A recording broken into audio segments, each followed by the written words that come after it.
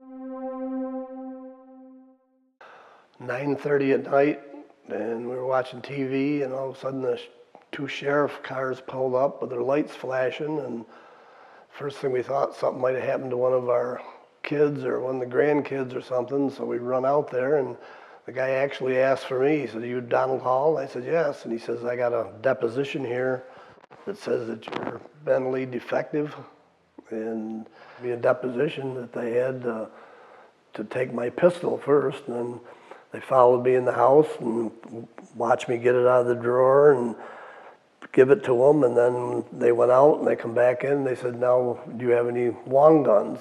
And I said, "Yeah, in the gun cabinet you walk by." So they took every one of the long guns and they wrote them all down, and they confiscated them too. My shotguns, two rifles, and two 22s, I think it was.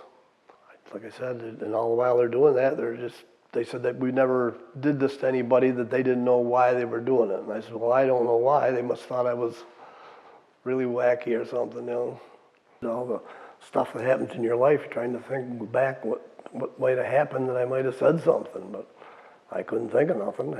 So I'm just racking my brains. So I went to the pistol guy the next morning, and he looked over the thing and he says, "You just better hire yourself a lawyer, because in these cases, you're guilty until you can prove that you're not this Donald Hall." But then when I went to the lawyer, it said mentally defected or refused incarceration.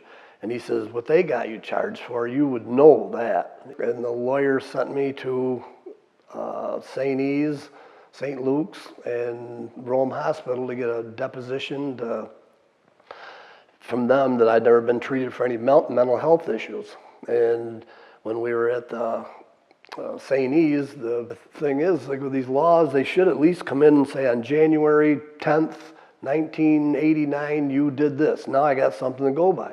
I had to flash through my whole life to find out, you know.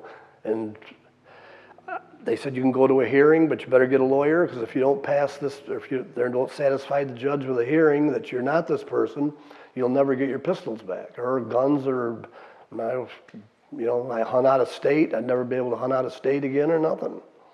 Why they took them, I don't know, but other than they said I was mentally defective. Sad part is, all my friends said we already knew that, so I